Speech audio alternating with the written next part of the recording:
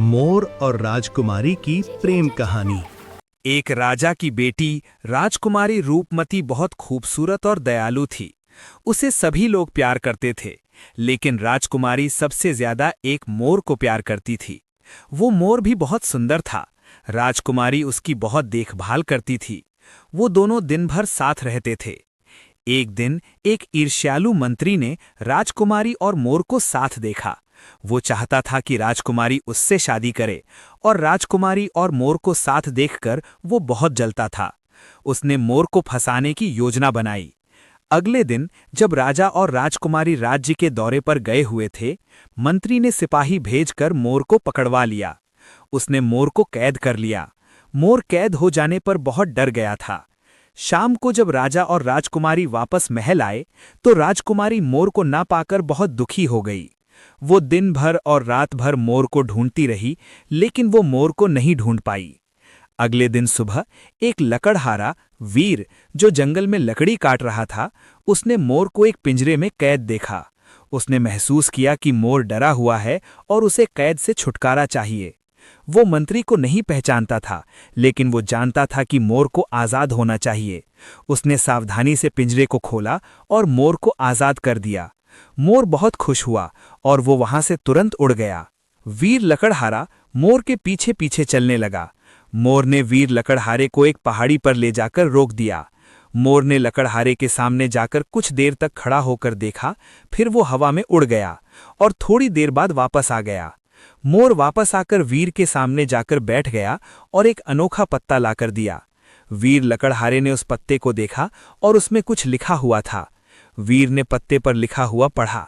उस पर लिखा था, तुम एक सच्चे दोस्त हो। मोर तुम्हें राजकुमारी के पास ले जाएगा और तुम दोनों उसकी रक्षा करोगे। वीर को पत्ते पर लिखे शब्द पर विश्वास नहीं हो रहा था, लेकिन वो मोर के साथ राजकुमारी की तलाश में निकल गया।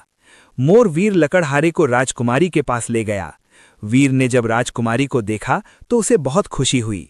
राजकुमारी भी मोर को देखकर बहुत खुश हो गई। उसने वीर को शुक्रिया कहा। राजा ने मंत्री को सजा दी और मोर को आज़ाद कर दिया। मोर और राजकुमारी बहुत खुश थे। मोर और राजकुमारी का प्यार और भी गहरा हो गया। वीर भी मोर और राजकुमारी की रक्षा के लिए हमेशा तैयार रहता था। एक समय की बात है। एक भोलू नाम का लक्कड़हारा था। भोलू बहुत मेहनती था, लेकिन थोड़ा भुलक्कड़ भी था। एक दिन वो नदी के किनारे एक पुराने पेड़ को काट रहा था कि अचानक छपाक, उसकी इकलौती कुल्हाड़ी गहरे पानी में जा गिरी। भोलू किनारे बैठकर जोर जोर से रोने लगा।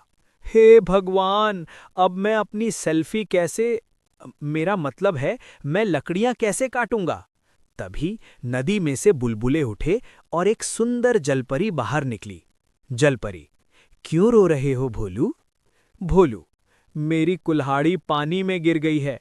जलपरी ने पानी में डुबकी लगाई और एक चमकती हुई सोने की कुल्हाड़ी लेकर बाहर आई। जलपरी, क्या ये तुम्हारी है? भोलू, आंखें मलते हुए, नहीं नहीं, ये तो बहुत भारी है। इसे चलाने में तो जिम जाना पड़ेगा, ये मेरी नहीं है। जलपरी फिर अंदर गई और इस बार चांदी की कुल्हाड़ी लाई।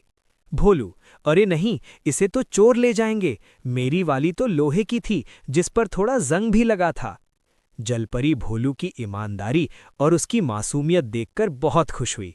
वो तीसरी बार में उसकी पुरानी लोहे की कुल्हाड़ी लेकर आई।